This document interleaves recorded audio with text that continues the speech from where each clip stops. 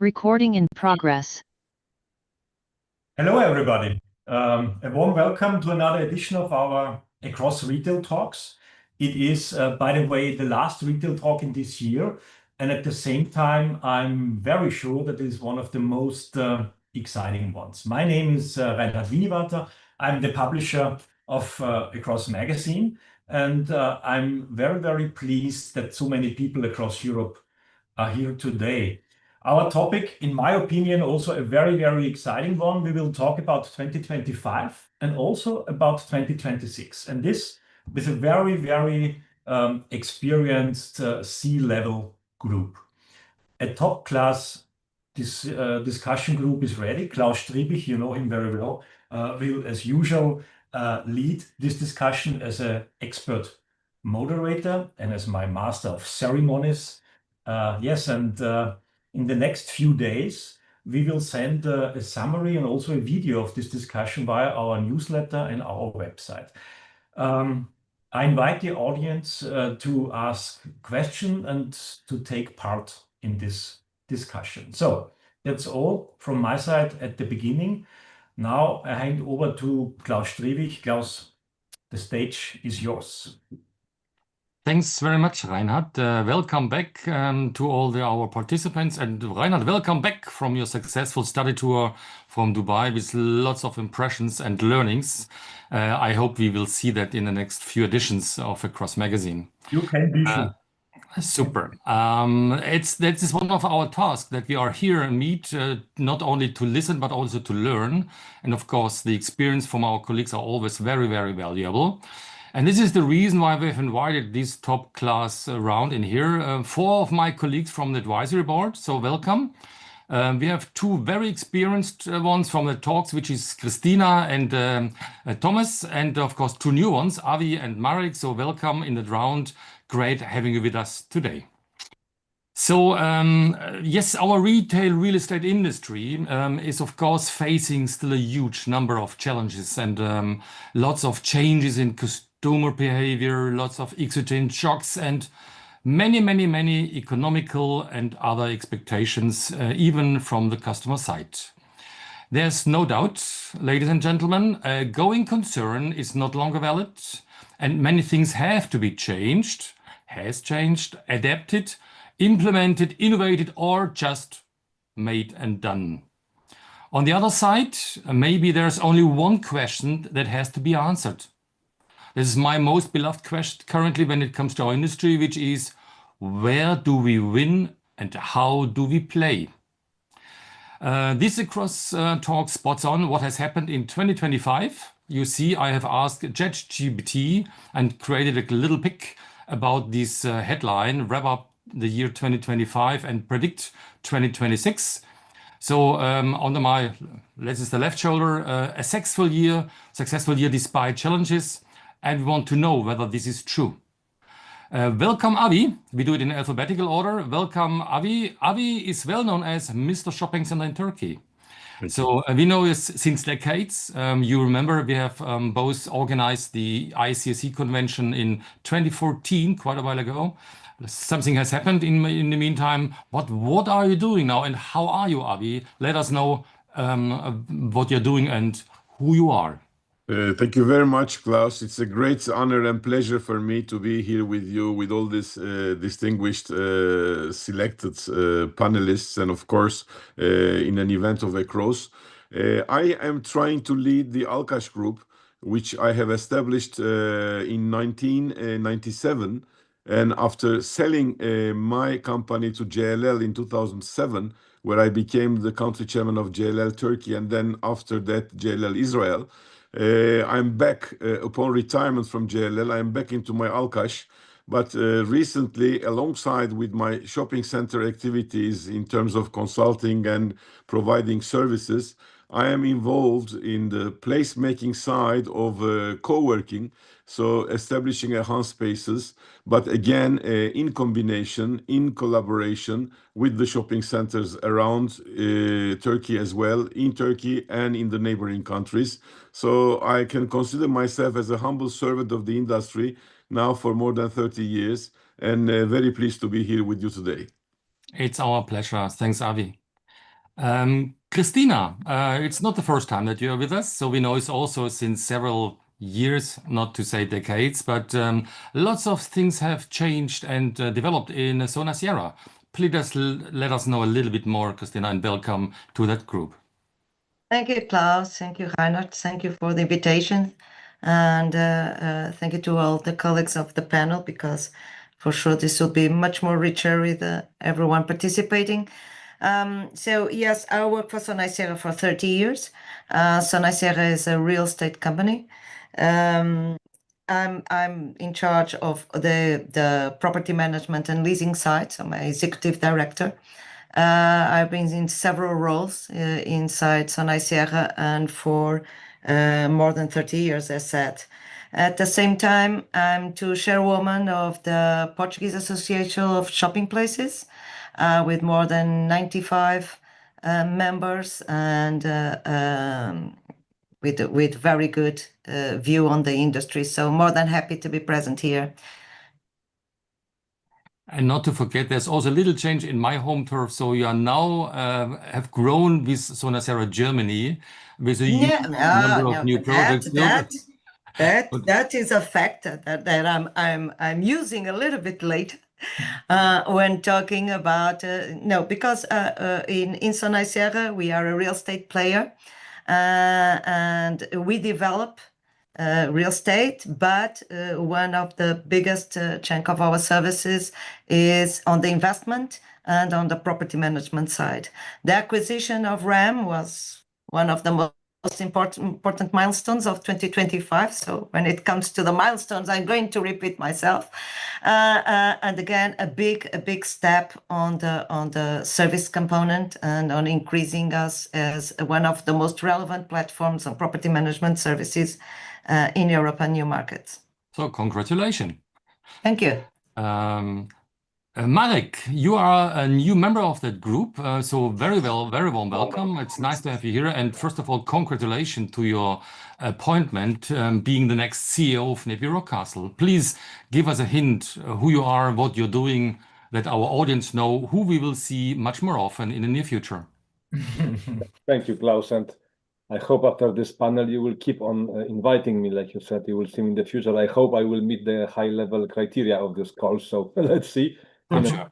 But first of all, thank you very much for having me. It's an absolute pleasure to not only share what 25 brought and what 26 hopefully will bring, but as well to learn and listen to the audience. It's always good to exchange the knowledge, and we have too little of that in a year, and I'm very grateful for that. So I hope this will be very useful. As you mentioned, I'm COO now of NEPI Rockcastle, which is Central European Property Fund. We are operating in 8 countries. We have 60 properties of gross asset value of 8 billion. It's a listed company in Joburg and in Amsterdam. So what we do, we buy shopping centers. We take very good care of them, but we develop as well. We extend, we fine tune, refit, etc., etc. We are dividend company, so it's a long-term game for us. And in my current position, I oversee, as my title says, operations of all the 8 countries, which everything that you can consider operations, that is what I do every day. And as you said, and thank you for that, on the 1st of April, and that's not prima aprilis, I will take over from my friend Rudiger Dani, who is stepping down as CEO, and I will take over. And I can tell you my life is already busy with acting as CEO, because obviously we are in transition period, and before we know it's April, so I better get myself well prepared. So again, warm thank you, and I'm looking forward to this panel. Super. Looking forward to the next round with you. And last but not least is Thomas. Thomas, a long-term member in that group, several times with us in that retail talks, but there's also lots of things happened with RS. Thomas, let us know what it is exactly. Thanks, Klaus. Thanks, Reinhard, and thanks to the audience for having me today. Also looking forward for some questions later on. Yeah, we as Ross, we started our business in 2011 after being more than 10 years in MacArthurGlen, and we have always been an independent service provider, pure management company since 24, and now we have 1 year where we teamed up with FREY and Ross. Retail Outlet Shopping became a part of the FREY group. stock listed company, especially coming from France, being very well known for outdoor shopping centers. And we have created together, and I will come to that a little bit later, some details, the strategy. And our goal is not to be longer just a service provider, but with acquisitions. And there were a couple of acquisitions this year in Berlin, a couple of centers in Italy, Sweden, and so on. Yeah, we target to become one of the leading companies, operators, owners, and management companies in the outlet business in Europe. So a substantial change for us, a lot of new projects, a lot of new team members, yeah, a lot of challenges, but also great opportunities ahead of us. Yeah, super. Sounds great. What a volume of experience in that group. So let's get started. When we wrap up 2025, we all have listened, lots of success, lots of developments, lots of growth. But have you seen also some learnings in that year? When we go back 2025 and these developments, what are your personal learnings or the learnings from the company 1 year back? Thomas, could you start? As I mentioned before, for us, the key learning was not longer to be just a management company operator, but also being part of a group of owned centers. For us, it was very, very interesting to get to do a lot of investments, and the FREY Group invested and bought the designer outlet Berlin, outlet village Franciacorta, Valdichiana, and Palmanova, also Malmö, a development project. So we have together invested and took over the management in a different way. So there was not a lot of movement in the last years in the market, and we see now with a different approach, which really investing into new projects. A lot of the things are changing at the moment in the outlet markets. This was very, very stable market where you have all the players and a very mature market, but things are changing now, and I think a lot of opportunities here to improve centers, to do extensions. And one of the key learnings for us to work a little bit of anti-cyclic and said, well, yes, there are difficult times. Yes, there is a little bit of, customer behavior that is a little cautious all over Europe. Also, that is different. We see different ways in Central Europe than maybe Germany, France. So we'll discuss about that also. But the key learning is, we have to concentrate on our customers, customer centricity, people management, employer branding becomes and is still very, very important. So I think challenges are here, but we have to look optimistic, and we stay optimistic, and we see that progress is possible. We have just started with our discussion. Don't make the last words at the beginning. So what was, in one word, what was the biggest challenge for you personally in that stage? The biggest challenge was our growth because we had, let's say, beginning of the year, 12 centers to manage. Now we have 19 centers. So to manage the growth with our people, with our investors, with our partners, with our brand partners. So to manage growth, yeah, it seems to be easier to manage when you on a spiral downwards. But on the other hand, to keep the DNA, to keep the spirit, to stay entrepreneurial, all that is a challenge when you have a very fast growth, and to build up the structure behind that. On the one hand, for third-party contracts and investors, but also, let's say, for the asset that FREY bought. So Yeah. this was the biggest challenge for us. Super.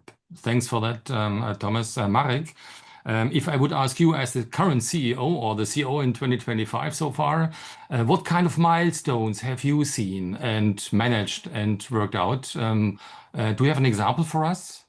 Oh yes, actually I have two examples, and the combined value of the two is 800 million euros, because this is the amount, this is the value of the two transactions we have done exactly a year ago. That was Silesia in Katowice, Poland, and Magnolia in Wrocław. And when you do the deal in the middle of December, when everybody is hopefully spending money in shopping centers preparing for Christmas, we were preparing other sort of shopping, and that was shopping centers. But the story does not close when you sign the agreement in lawyer's office, but actually you need to take over, you need to take care of people, you need to make sure everything works at this very difficult part of the year where you close your books and you open new year and everything have to work. So I think our biggest achievement was that we were managing a year ago 58 properties. We went to New Year managing 60, and it was a very smooth transition. We took over the teams. We implemented into our system about 600 lease agreements. I'm talking long term. So it was a lot of work, a lot of night shifts for people, and we are there. It's fully integrated, fully hands-on. all internalized. And not only that, we have actually, having bought those two, we have had underwriting when we assumed some asset management initiatives, extensions, refurbishment, etc. And I already have concepts of that, hoping to show it to the board February or May. So we are not stopping. Now we took it over immediately thinking about how can we make it better. And I think this is a huge achievement because those assets really weigh a lot in the portfolio of NEPI Rockcastle. May I have a side question? Was it very difficult to refinance these two assets in that volume? Well, what we did, we bought cash and then we refinanced, and we had this year you might have seen us having bond issues, etc. So I must tell you that we have been very well perceived by financial markets, both equity market and debt market, and we refinanced, and our LTV has to be under 35%. We are currently at 31%. So we did refinance smoothly on our corporate level, not on property level, non-secured, very successful, low margin. So we are very happy with that. Market was very supportive. Financial markets liked our story. That sounds like good news. It is very good news. The more good news, the better, because that sets the tone for the future, obviously. And we have big plans. I'm sure we'll talk about 26, so I stop it here, but we have appetite. Yeah, super. I thumbs that everything's going well in the near future. Avi, I know Turkey as a market who is always up and down, swinging like in a short period of time. So you are well known as managing this kind of jigsaw development. How was it in Turkey last year and the countries around?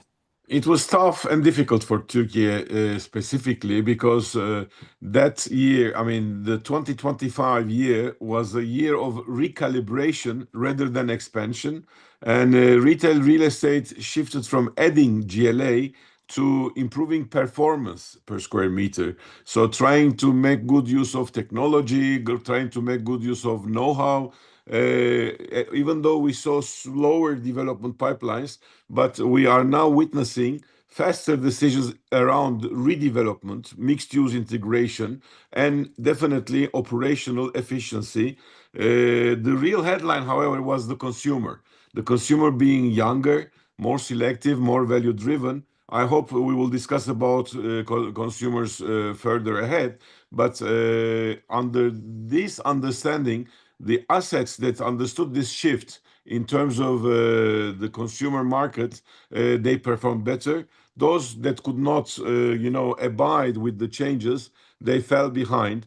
But what I would like to say regarding Turkey is that even though we are witnessing some exits and there are some local appetite, like in the multi-case that my clients bought over 8 Forum shopping centers, becoming their managing partner as well.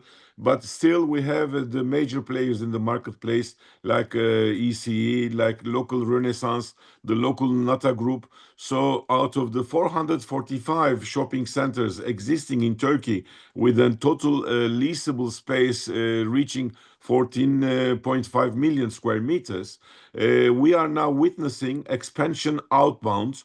And that last year was, in a way, showing us some indications that we might see in the coming years more Turkish developers or investors opening up abroad. Some acquisitions in Germany, some partnerships again coming onto, because the Italian group is coming into Istanbul now to open up an outlet center next to the airport, the big airport of Istanbul, which is creating a lot of facilities for connecting to the world. Turkish Airlines becoming the airline flying to the highest number of destinations. So we hope that if we can overcome this inflation burden over the Turkish economy, we will have a brighter future towards the coming years, which gives us the hope that if we learn operational efficiency through these difficult times like 2025, we might be better off in the coming years. That sounds good. Fantastic basis and a good prediction how to manage it. Sounds feasible. Thank you. Great. Cristina, you are covering a wide range of countries, areas in the world, not even Spain, Portugal, of course, also the eastern and middle part of Europe, but also Brazil with your partners. How was your view on 2025? What have been your milestones? You're muted still. You want to listen. Sorry. So 2025 was a very good year. It depends on the market, it's true. Markets that are under a more inflationary pressure, like Avi was mentioned for Turkey, and for us now for Romania, are the ones that could struggle a little bit. But and Iberia was an amazing year following 2024. Very good taking on sales, on collections, on occupancy rates at very high level. There were very important transactions on the market in Spain and in Portugal. So we see that transactions made at a very good standards. What brings us that we as a real estate company, we touch in all kinds of real estate portfolios, but we can see that on retail and shopping centers, it's a class of assets with a huge resilience. The recovery that they show in each crisis is amazing, and COVID was not exception. So we had a huge stretch during COVID. Then the market recovered after opening, and it has been up every year.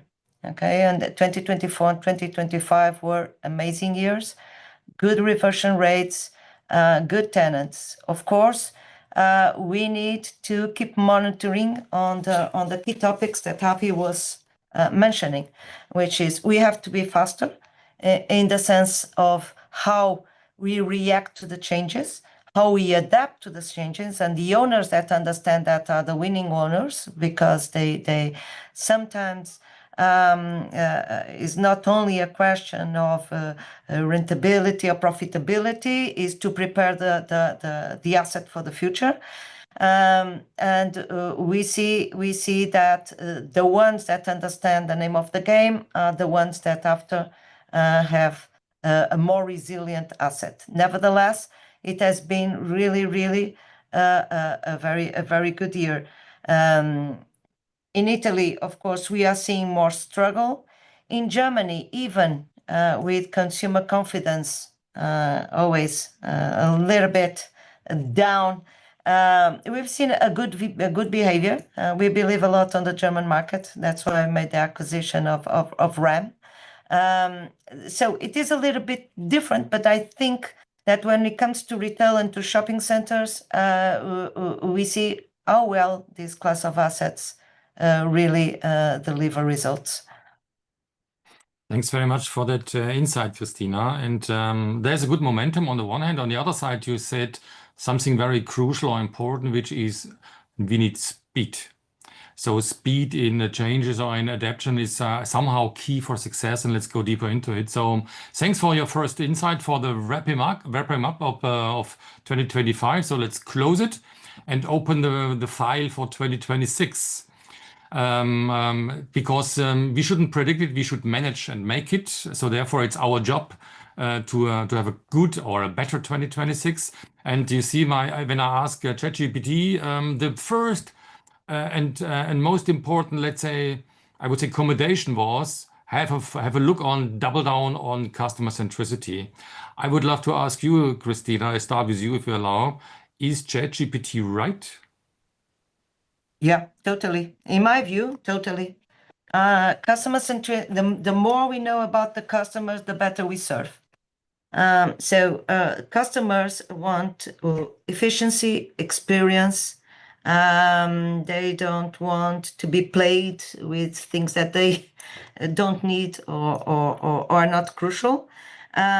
So ChatGPT and all the new technologies, artificial intelligence, all the digital that we have in our hands, can give us lots of insights if we work it well to know more about the client that is visiting us and have a value proposition which is much more tailor-made.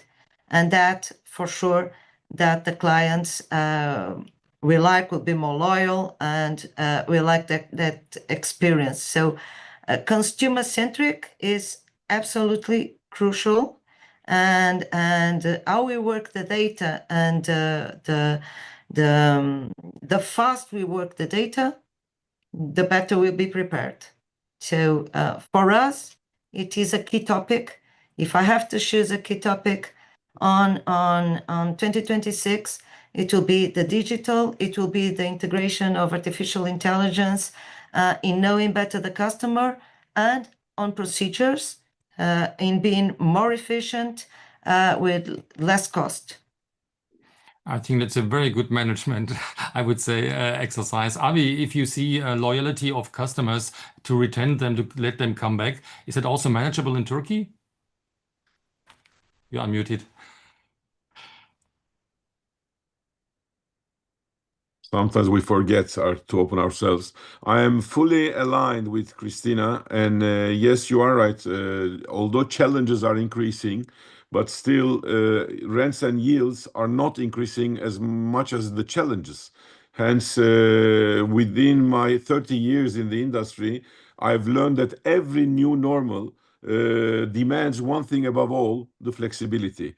And this flexibility, I presume, should come from technology, from digitalization, and being myself now an adherent fan of AI, and we need to have AI on our shoulders as our, as our helpers, as our servants. It will not be our master. We will not be the subjects or servants of the artificial intelligence, but we need to have, in this era of less but better investments in terms of the return, which means that not investing in more square meters, but in more value.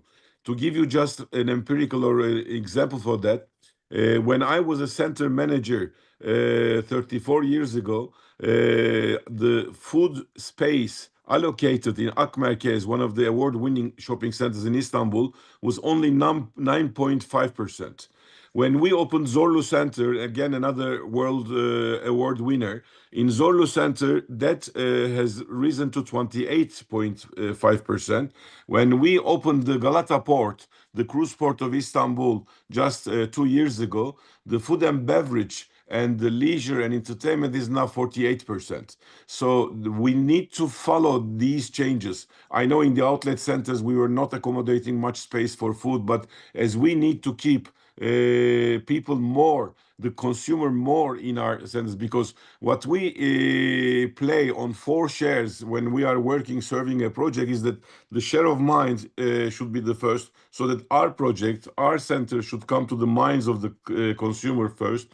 Then the second one should be the share of time, that the longer we can keep our customer in our project would mean that the more of the wallet share, and eventually if we can win the share of heart as well, these 4 shares would lead towards successful shopping. For this, we definitely need to identify, to learn about, to substantiate the consumer, the customer in the technological aspects as well. Hence, we can move towards, for 2026 and for the coming years, towards the 5th generation shopping center, because with all the 5G speed up of the internet, with all the improvements, I believe that we need, as the physical shopping center developers or professionals, we need to embrace the hybrid format of shopping centers,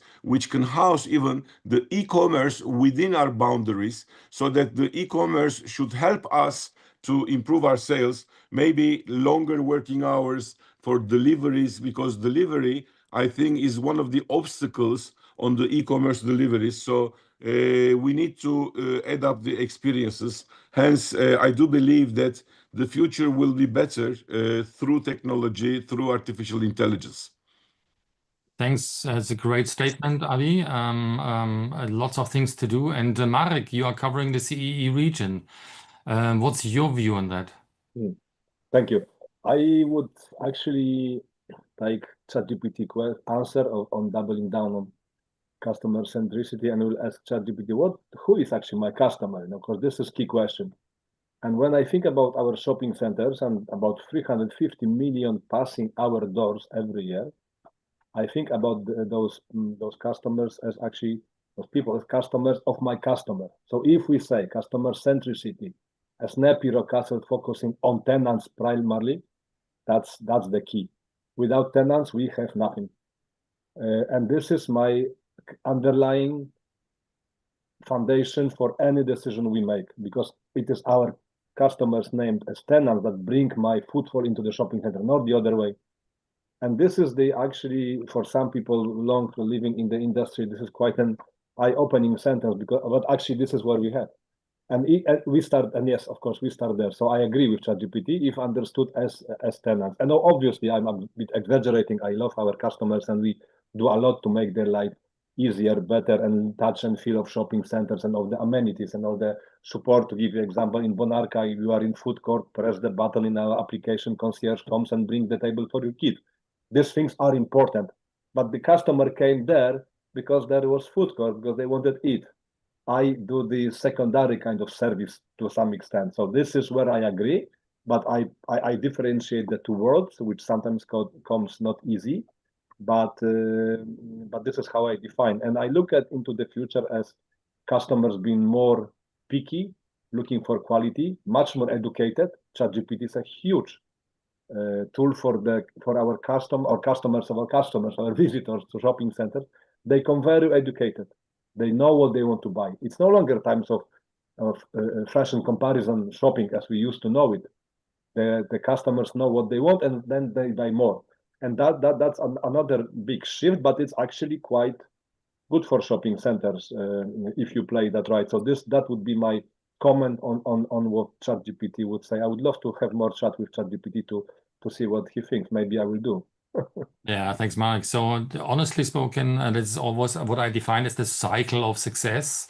We as shopping mall operators, we have always three customers or clients in view, which is the daily shopper, the tenant, of course, the investor. And if they all fit together and the wheel is rolling, then we are successful. I try to, let's say, pray it and teach it to our young ones and to remember that every day, every second for their job. Thanks for that. Fundamental thing. Thank you. Thomas, you are as the outlet center representative. I think you have also a view on that, or do you have to add something? Well, I think most of the important topics had been mentioned. I think world is changing. I fully agree with Marek. Yeah, the brand partners are definitely as important as our customers, our end customers, and also the investors. But I think at the end, the investors are happy when our brand partners are happy and pay their rent and all the service and marketing charges and the turnover rents, and then especially the customer journey, the customer needs, the customer experience. All that is very, very important. We are competing with online. We're competing with a lot of other new players in the market. And I think also what was mentioned by Avi before, the percentage, okay, in outlet centers, the food and beverage was in the past 2-3%. Now it's 5-6-7%. But in addition to that, I would like to mention that we have now started years ago our partnership with IKEA. We have in the Alkas the project where there is a blue box of IKEA, a huge shopping center and an outlet center in the Alkas, which we just enlarged this June. We do the same now in Croatia, Blue Box. Then we enlarge our designer outlet in Croatia next week by another 5,000 square meters. Plus, we are also developed together with IKEA and rented the retail park.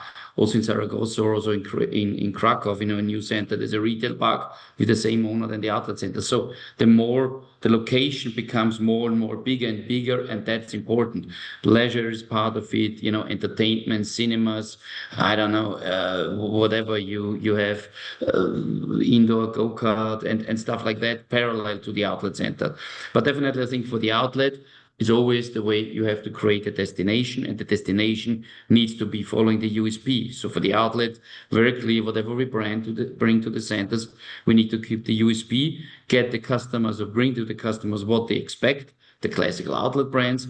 But we see that with local food and beverage, with night dinners and stuff like that, especially in Italy, and also bringing new brands to the center now, Off-White, Golden Goose, Canada Goose, new brands coming also to the outlet centers to keep it always attractive. Yeah, we have to be open-minded, knowing that sometimes we start with pop-ups, with one-year leases, just on turnover rent, just to attract new brands that are not familiar, just talking for the outlet business, with the outlet business, to bring always fresh and new attractive offers to the customers.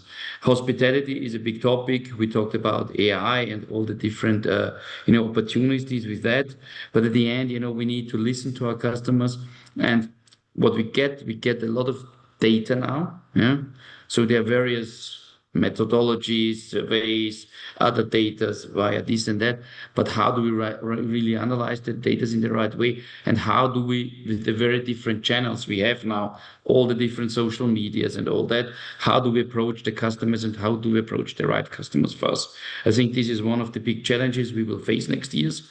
So what are the right tools? What are the right medias to approach the right people that become at the end, not just visitors or 1-2-time visitors, become really customers and long-term loyal customers, because we all know, and there are various studies and various surveys, that the loyal customers at the end spend much, much more money than the first-time visitors or others.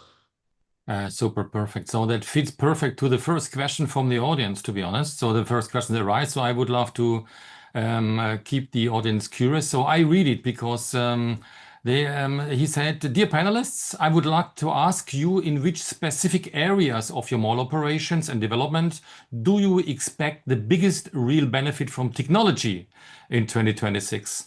And when you evaluate pilots, what are the main criteria for scaling them, and what kind of support do you expect from your technology partners in this process?" So any idea? I see you, Cristina, with some smile. What would be your answer? Yeah, I think from technology, definitely on the operational side, there is a huge use of technology. We are doing lots of experiences and prototypes in shopping centers that goes from electricity to maintenance, to platforms that allow us to have an integrated approach, much more wider than the one we had in the past, and that will account for sure for a huge cost efficiency. For instance, one of the models that we place in our shopping, we had decreasing consumptions of energy of around 80%. This is huge. This is lighting, this is HVAC, this is one of the biggest costs in a shopping center management, on the service charge. So for sure, technology in operation will be critical. Even in automating even more some of the procedures. On marketing and on the digital world, that will be too absolutely critical on the digital models, on tackling the data that we have from consumers, which is a huge number of data. Technology will help us to analyze that data and to have big inputs that we were not capable to do in the past, or we do it very slowly, and now we can do it much more faster. So I think there is a huge usage on these areas that will be very, very, very important for the industry. Marek, I saw you supporting Cristina. What kind of expectation do you have when it comes to your technology partners, which you are using, what I know? What is your view on that? Well, we expect our partners. The first question I asked them is that, can you do it for my 8 countries or more if I want? And that's number one. If you can't scale up, let's not continue. Anything we do has to be scalable, and most of it is scalable. And the sky is the limit, if I were to say. It takes some time for implementation and testing, and I think it's important not to start too many at the same time. Just be careful, and then test, scale, and repeat. That's what I like to say. But I can give you an example, very live, that actually can measure your efficiency. We just had our discussion with legal team, and normally we have the rule by which all the lease agreements are bilingual. And if you think about us signing between 1,300 to 1,500 agreement a year, each of them has tens of pages. If it's bilingual, it's just double the size. Today, I say, why don't we just use Harvey and use it monolingual? Let the Harvey do the job before we put the agreement into the system. Just think about those small things added together, how they can improve the efficiency. I'm very far from what I heard from one of the big tech CEOs who said, if anybody comes with a new employment idea, they have to tell me that AI cannot do it. We are not there yet, but what I wanted to say is that what AI is capable of doing today to us to help our work life easier, what will be in 3 years' time is just amazing. And I think for property owners, it's very useful because it's all about efficiency for me, live data, data-driven decisions, being able to benchmark, analyze, come quickly to decision, and have very, very, very quick decision-making tree. And this is what I expect that any of the new tool we would implement will serve those purposes. Other ways makes no sense. I will tell you why, because there's multiple of ideas. I mean, you can do a lot, but what matters is probably 20% of the 100 you get. The Pareto rule probably applies more than ever. And I think we are responsible for focusing on where the difference can be made. And this is our thinking. We test, we sometimes fail, but we just make sure we don't repeat the same mistake. And we need to move where it makes sense. It's all about efficiency. I always say to those subcontractors, we are managing the properties, which means that we are actually managing the efficiency of our retailers. It's OCR driven. I am held accountable for actually making sure I do all I can to make it as efficient as possible. Can you help me? They need to understand operational model. If they can't apply their IT mind to operational mind, very difficult. So no, it's not easy. It's not easy to be in IT implementation into properties because you need to think like retailer and landlord, and that's very difficult. Huh? So there are a lot of boxes one needs to tick to work with us. No. Yeah, I understand. Thomas, do you think technology partners are more customer-driven, more asset management-driven, more operational-driven? Where do you see, they would say, the main focus on these? We use it, yes, clearly we use it in some areas for in the area of services and so on. But we have also tested, marketing campaigns, really do a test and say, let's do it by an agent and then just let's do it by AI. And more or less, there's no difference anymore if you do this. So on the one hand, it's a little bit concerning also in a way that we are going all in the same direction and losing a little bit the creativity. But I think if it's done in the right way and focused on the retail. So at the end, we are not online shopping destinations. We are shopping destinations, and our goal is, if it's outlet, if it's full price, if it's high street, we need to bring the people to the centers. And I think that's something, we get a lot of support from the technologies, and definitely, we need to be efficient on that. But on the other hand, if it's just pure efficiency, then you shop online. If you just want to have the best product, and maybe we come later on, we have seen now the big controversy which happens in Paris with Shein, with the store opening in Paris or on the way opening. We had done something similar a year ago in Zaragoza. We opened for 4 weeks with a reseller and products and sold Shein products there. It was unbelievable how many people by social media and so on came. But at the end, that's, to be honest, not really our business. So we need to be careful and say, what is the customer experience? Why should I get on a train, a bus, in my car to go to a destination? There is experience around, there is a cinema, there is a lot of other things. And if I just go for the best or the cheapest products online, I think we are not the destination. Everyone is shopping online. That's clear. That's normal today. But we have to give them a reason to visit a day out and not competing at the full price with outlet. It's more of competing with other leisure activities, not going maybe in a spa or hiking or going biking or having some other events, yeah, or go to a Christmas market. So I think this is still the DNA, I think, especially of the outlet business, to create unique things. AI and other technologies should help and support it. But at the end, we need to create destinations. I think that's in the outlet industry, mildly speaking, I think the key element of the success. Thanks for that. That's key. Avi, Klaus, yes. if I can just jump on what Thomas said, because it's exactly what I wanted to emphasize, and I hope you were giving me the words. So just to let you breathe a little, exactly as Thomas says, that the reason should be the meaning. And we should not forget that at the end, we are trying to serve humans. And we are not serving robots. Yes, robots might come into our lives to make life easier for us. Yes, we should benefit of all the advantages of AI, all the technology, the digitalization.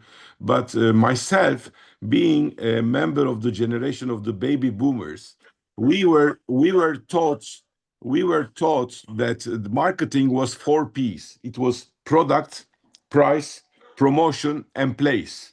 And now we have moved to the 4E era, which means that the product is replaced by experience, the price has been replaced by exchange, and promotion has been replaced by every channel, be it social media, be it internet, be it whatever you name it. And then we should sell from every place. So the future will be hybrid, but the physical shopping center will not die. The physical shopping center will enhance and add on the advantage of the e-commerce, because yes, the consumer would be looking for proximity and convenience. Yes, they would be able to compare prices transparently in e-commerce. But at the end of the day, if we can attain the omni-channel harmony through sustainable accessibility, and then if we give the meaning to the consumer when they will come to enjoy their time, not to spend their time, that they can have not only the shops to shop, but the place to socialize, the place to learn, the place to experience new adventures, then it would mean that we have to think not only with the retailers, with our tenants, but also with the end users. Because when we are asking our technological agents to provide us solutions, they are considering only the asset management side, as you asked rightly, but we should try to give them the idea as the shopping center professionals, as the people serving the industry. We need to make them aware of the needs of the human that would make the final purchase. So we should be designing experiences that would create with one, so that we can have our raving fans. So technology, design, and service, at the end of the day, the three should go hand in hand, so that it will depend not only where the asset is, but on how it makes people feel. I just wanted to add to your point. Thank you. Kind of a summary, Avi, but Cristina has raised her hand, so please, Cristina.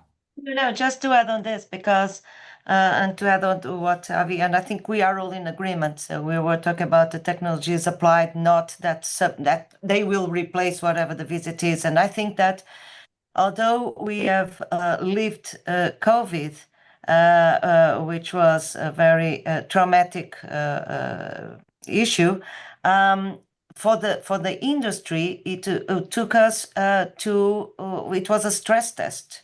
Okay, because if you recall, at the time, everyone was saying, "What is the future of the brick and mortar?"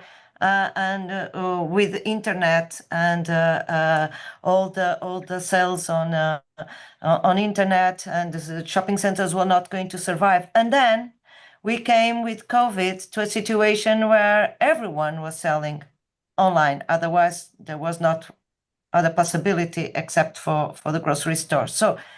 And when shopping centers reopened, they reopened with a huge success.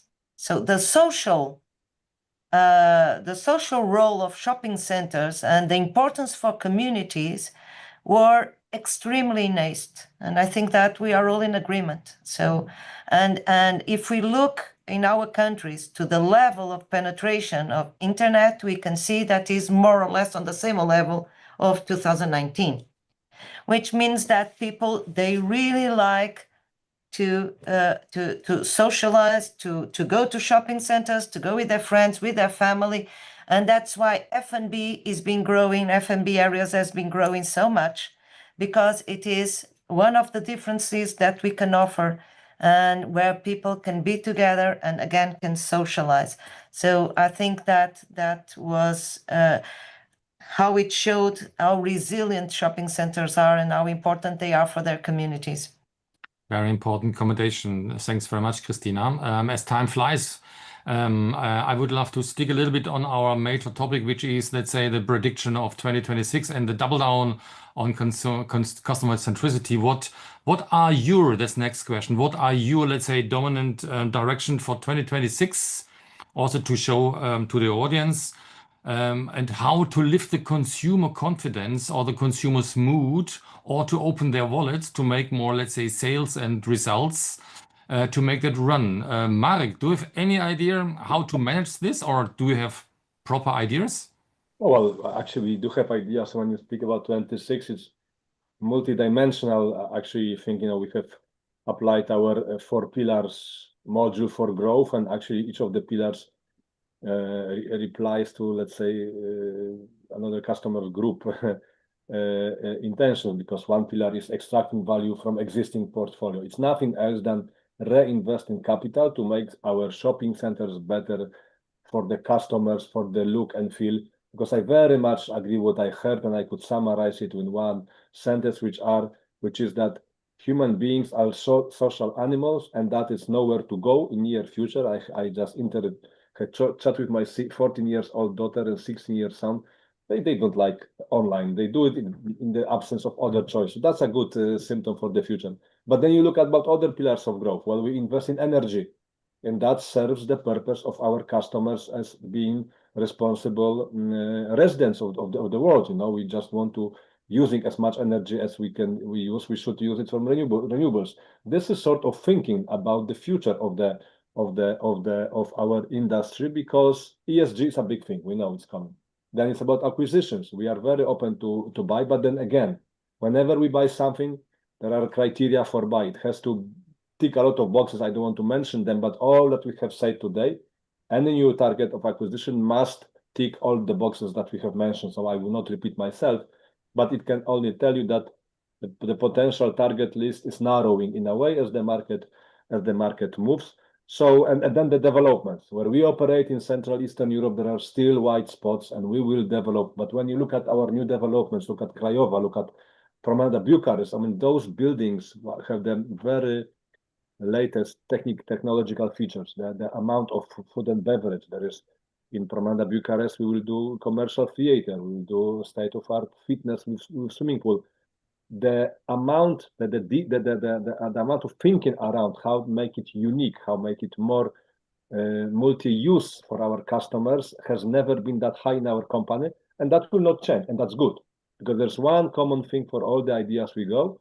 There is a need for physical space in order to accommodate whatever ideas we come with, because we are social animals. We want to come, we want to socialize, and we want to spend the time together. And if this is the truth, which I strongly believe in, we just need to manage it properly so that we get the best out of it. And this is how we look at 26 and beyond, because 26 will fly very fast. I can tell you that. Yeah, perfect. Thanks for that. Thomas, when it comes to outlet centers, what is your dominant directive to lift up consumer mood or consumer spendings in a short? I think there's a clear pattern that make the big bigger. So destinations become bigger with enlargements all over Europe. That's a very clear pattern. The next topic is a premiumization. So bringing better and new and more upmarket brands, not going into absolute luxury, but more into premium. And then one big topic is after COVID, tourism. Tourism becomes a huge driver also in the outlet centers now, because tourism industry is booming at the moment all over Europe, and to just talk about Europe. And this is something we can still all do better and bring more of the tourists that are already there into the outlet centers. Great. And Avi, what do you think is the best way to lift up consumer mood in Turkey and around? We would recommend that we should now consider designing not only square meters, but more places with more meanings, and definitely to go with hybrid thinking, so that we can embrace technology in our new developments, so that we can have the blending, the phygital. I like the word phygital, to have both the physical structures, buildings, but at the same time with all the digital advantages, so that the intelligence, the artificial and organic intelligence, if they can work hybridly, then we can build belonging of the visitors, which would convert into customers, and customers would mean happier tenants with better paying rents, so that the industry will continue to grow. So not business, but also belonging, the attachment and the solidarity in between, the threesome of the landlord, the tenant, and the consumer. That And I is love, my point. yeah, very good. I love that at the very end that there's a little lift up in the rental level as well, because that is our, let's say, fluid and our juice we need to support Yes. in the near future. Christina, do you have an example for us how you would love to manage that in 2026 and onwards? On 2026, we will continue to work a lot on understanding the new trends and the demographic changes. There are huge demographic changes in all the cities that we live, and we have to adapt to that. We have to adapt our product. Okay, some years ago we placed in the Portuguese shopping centers hospitals, clinics. Now we are placing co-works. There is more than retail. Again, serve the community is very important. New technologies are critical. The incorporation of new technologies in the operational side and on the understand the consumer side is critical. And on ESG, ESG is not only environment. We have our roadmaps, decarbonization, and that will continue until 2030. But the social and the governance are more and more critical, and that's where I think that's the three pillars. Thank you for that. That's very important to mention at the very end, because we have 3 minutes to go. So it's the last question, the last round. So as always, most of the people who are listening know my last question, which is, please give us 3 short recommendations how to cope a bright future. In a short, Thomas, would you love to start? 3. Yeah, thanks. I think we discussed it. I believe create unique shopping destinations. Yeah, local but tailor-made. Think global, act local. I think that's very, very important. And the third thing is, believe in and motivate your local teams and your teams, and give them clear goals, clear directions, and honest feedback. And I think we now, as Ross, as part of the FREY group, we have the goal to become one of the leading companies in the outlet business next year. So we are on a road upwards on growth and acquisition. And I think this is a clear goal, and you need to have all the people in the boat to reach the goals. I think that's the key element. We should not forget and neglect our team members. Very well mentioned, because it's important that there has been people to make that happen. Avi, your 3 recommendations for our audience. Well, I started daytime and ending in Istanbul nighttime, as you can see from the lights on. So let's pray for a brighter future by joining forces, by joining forces and by going further. And I believe Across is doing a great job. So please, I would ask Across to continue to support us, to guide us, to have these networking facilities. So the more we can talk in between us, the more we can learn from each other's experiences, I think the better we will serve our industry. And that's my hope for cooperation, collaboration, and optimism for future. Super, I love optimism. Marek, your 3 top recommendations for our industry? Thank you. Well, first of all, I always like to say, think long term. think long term, and then it's easier because then the outside noise on short term doesn't bother you, and if you can filter it out, you are halfway there. Second of all, listen to your customers. Be faster than others. Listen where they want to go. Don't be blind to it. Don't try to teach them. Tenants know. They know much more. They have much more data. Capitalize on that. Make good use of it, and you will be fine. And the third one, quality pays off always. It costs you more today, but long-term quality is appreciated and has longer lifespan. So those will be my three. Perfect, Marek. That looks like a bright future for NEPI Rockcastle. Cristina, it's now up to you to wrap up our, let's say, accommodations round. I'm curious to hear yours. Okay, I've already talked about the three pillars. Let me wrap up. We live in an ecosystem, okay, and our ecosystems are the investors, the tenants, and their employees, the clients, and our teams. And we have to take the best of all of them by hearing all of them. If we hear all that they have to say, for sure that we bring novelty for our management and for our assets. So we have to work together, and we have to work a lot on differentiation. One of the issues that we face today is that I go to Istanbul, I go to Poland, and I go to everywhere, and more or less we have the same tenants. More or less we have the same operators. We have to push for the local operators. That's what we do in F&B, and that's why F&B is growing so much, is where we diversify the most. So we really need to support different operations and to bring novelty in order to have different products. But it's working all together in the ecosystem that we will bring the best ideas. Super, perfect. Thanks for that. That was an amazing round. For me, it sounds and looks like we have a very nice, I would say, direction in 2026. So you see my fingers. So thanks for your insight. Thanks for your valuable commendation. That was great fun. That was a great round. And I hand back to Reinhard for his last words. Cool. Thank you very much. What should I say? It was a very good discussion. And what I liked the most, it was very, very optimistic, and you can be sure that you provided me so many ideas for our future editorial work, and Avi, you can also be sure that we will use all these inputs for really good stuff. As mentioned at the beginning, we will work on a summary of this discussion, and we will provide a nice summary as well as a video, and we will send it out via our newsletter on Thursday. To all of you, many thanks. It was really great. Thank you very much.